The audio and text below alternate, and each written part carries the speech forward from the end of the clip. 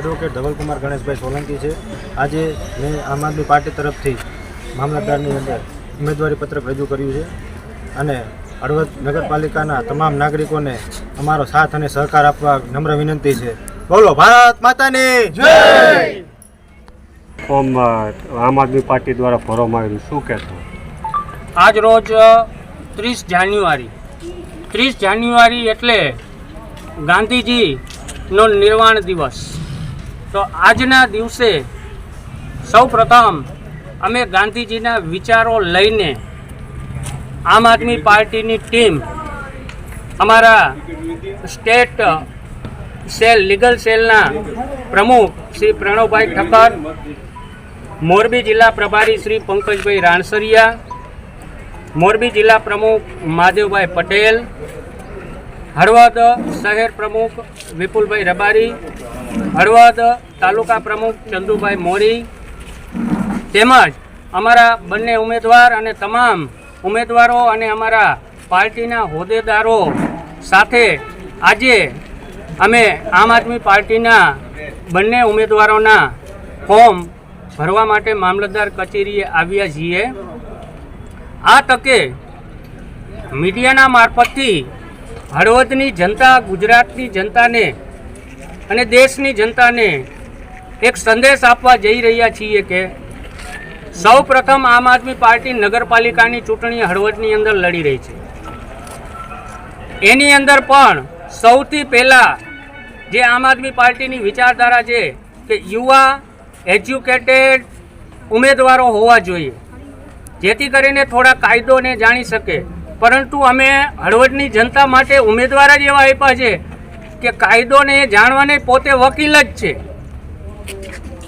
LLB કર્યું છે એવા સોલંકી અમારા ધવલભાઈ અને હળવદના વેપારી, ગમે તે શહેરનું જે હૃદય ગણાય, વેપારી એટલે હૃદય, શહેર ધમધમતું હશે તો એને ધમધમતું રાખવા માટે વેપારીઓની જરૂર છે, કારણ કે આજુબાજુના ગામડામાંથી દરેક વર્ગ ખરીદી માટે આવતો હોય છે। તો વેપારી પેનલમાંથી અમારા હર્ષભાઈ પંચોલીએ ઉમેદવાર કરી છે। તો અત્યાર સુધી ઘણા લોકો અમને એમ કહે છે કે હળવદ નગરપાલિકાની ચૂંટણી તમે લડો, તો એને માન અને સન્માન સાથે અમે સમર્થકોને વધાવીએ છીએ અને અમે શરૂઆત કરી છે કે યુવા એજ્યુકેટેડ અને વેપારી વર્ગના ઉમેદવારોને લઈ અને અમે તમારી વચ્ચે આવશું। અમારે શું કામ આવવું પડ્યું છે? કારણ કે આઝાદીના 75 વર્ષથી વધુ સમય થયો છતાં પણ પાલિકાઓ હોય કે નગરપાલિકાઓ હોય કે મહાનગરપાલિકાઓ હોય, એની અંદર જે હાલત છે, રોડ, રસ્તા, ઘણી વખત આપણે મીડિયાના મારફતથી આપણે લોકોને, મામલતદારશ્રી હોય કે ચીફ ઓફિસર હોય, એને ઘણી વખત આપણે આવેદનો આપ્યા છે, મુદ્દાઓ આપ્યા છે, છતાં પણ કશું થતું નથી। તો આ જ રીતે આમ આદમી પાર્ટી દિલ્હીની અંદર ઉભરી આવી હતી કે ભાઈ લોકોના કામ થતા નથી, જ્યાં જુઓ ત્યાં ગંદકીના ઢગલા છે, જ્યાં જુઓ ત્યાં પાણી નીકળે છે, ગટરો ઉભરાય છે, રોડમાં ખાડા છે। એ તો તમને યાદ હશે કે અમે બાટલા ચડાવ્યા હતા, છતાં પણ એવા બાટલા અમારા વિરોધથી ચડાવવામાં આવે છે, કંઈ ફેર પડતો નથી।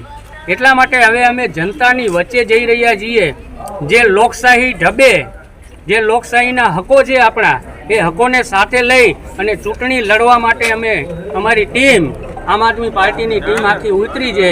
તો હળવદની જનતાને વિનંતી છે કે આવા યુવા અને એજ્યુકેટેડ ઉમેદવારો જો તમારી વચ્ચે લડવા આવતા હોય તો એને વડીલોએ આશીર્વાદ આપવા જોઈએ, યુવાઓએ ખંભે ખંભો મિલાવીને સાથ આપવો જોઈએ।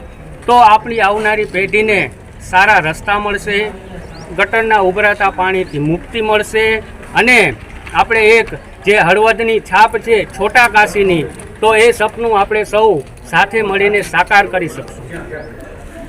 મારું નામ વિપુલ રબારી, આમ આદમી પાર્ટી હળવદ શહેર પ્રમુખ। છેલ્લા 28 વર્ષથી ભારતીય જનતા પાર્ટીનું હળવદ નગરપાલિકાની અંદર શાસન છે। આ શાસન દરમિયાન એ લોકો જે હળવદની જનતાને પાયાના જે જરૂરિયાતો છે એ નથી આપી શકી, એ સુવિધા આમ આદમી પાર્ટી દિલ્હી અને પંજાબની અંદર જે જનતાને આપે છે એ સુવિધા દેવા માટે અમે આ વખતે આમ આદમી પાર્ટી અહીંયા ચૂંટણી લડી રહી છે અને સૌ પ્રથમ વખત યુવા અને શિક્ષિત ઉમેદવાર સાથે અમે આજે પ્રથમ 2 ઉમેદવારોની ઉમેદવારી પત્ર રજૂ કર્યું છે અને હજી આવનારા દિવસોમાં અમારા દરેક 7 વોર્ડની અંદર ઉમેદવાર ઊભા રહેશે. મારું નામ ધામેચા મીનાબેન રમેશભાઈ છે. અમે અહીં હળવદ ગામના રહેવાસી છીએ. અમે અહીંયા આવ્યા છીએ મામલતદાર કચેરીએ ફોર્મ ભરવા આમ આદમી પાર્ટીનું. એટલે અમે જે નગરપાલિકામાં જે અત્યાર સુધીમાં જે સફાઈ અભિયાન જે હોવું જોઈએ એ છે નહીં. સારું જે સફાઈ હોવી જોઈએ એ જોવા મળતી નથી અત્યાર સુધીમાં. જે બધું દિલ્હીમાં ત્યાં બધી મળે છે એ વસ્તુ અમને અહીંયા રિઝલ્ટ જોવા મળ્યું નથી. એટલે અમે બધી મહિલાઓ માંગીએ છીએ કે એવું અમારા માટે પણ કંઈ હોવું જોઈએ. એટલે અમે બધું આ કરવા સફાઈ અભિયાન સાવેણો અમે પકડીને અમે એ કરવા માંગીએ છીએ. આજે દિલ્હીની અંદર આમ આદમી પાર્ટી જે શાસન કરી રહી છે એ શાસન આજે ભાજપની પણ છેલ્લા 30 વર્ષથી આજે ગુજરાતની અંદર શાસન કર્યું છે. દિલ્હીમાં પણ જે સુવિધાઓ આપવામાં આવી છે એ ગુજરાતની અંદર સુવિધાઓ મળે એના માટે આમ આદમી પાર્ટી શું કરશે? હવે આપણે તો કહીએ છીએ કરો, હવે તો એ આપણે જોવા મળે તેમાં તો અમે આવ્યા છીએ. આ વસ્તુ પકડી છે સામેણો એટલે એ અમે જોવા માંગી છીએ કે એ થાય બધું બસ. એટલે અમે આજ વસ્તુ માંગી છીએ. અને અમે જ્યાં જોઈએ ત્યાં ઢેર કચરા જ છે. જ્યાં હોય બધે પોલિથીન ફેલાયેલું છે, કંઈ નથી, ગંદકી જ છે જ્યાં હોય આપણે જે. એટલે અમારે સાવેણો પકડ્યો છે એ માટે જ કે સુરક્ષા ત્યાં પ્રભુતા.